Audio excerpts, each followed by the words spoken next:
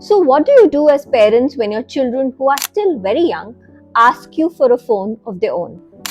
Hi, I'm Shweta, and this is exactly what I'm going to touch upon in today's video. So, stay tuned. So, as parents, you need to decide at what age would you ideally want to hand over a phone in your child's hand.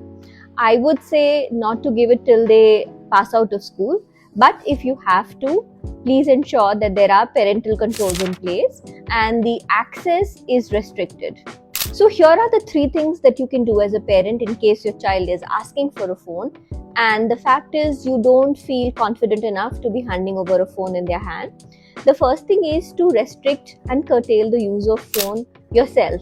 So, if your children are below 10 years of age, please make sure that whenever you are there talking to them and connecting with them, the phone is not your constant companion and you're giving all the attention to your child while they are speaking with you or eliciting a response from you. The second thing would be to create an environment where there are more alternatives and the need for using a screen comes down.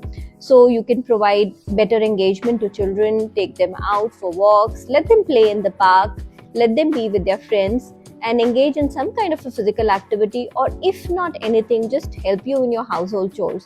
Every child loves mopping, cleaning, and these are the chores that you can hand over to your children for want of better engagement.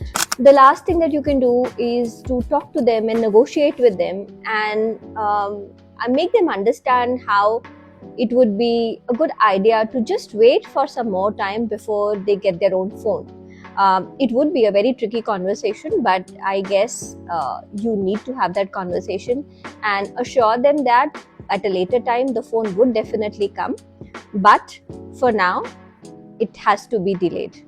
So instead of an outright no, the solution lies in negotiating and also finding better alternatives for your children.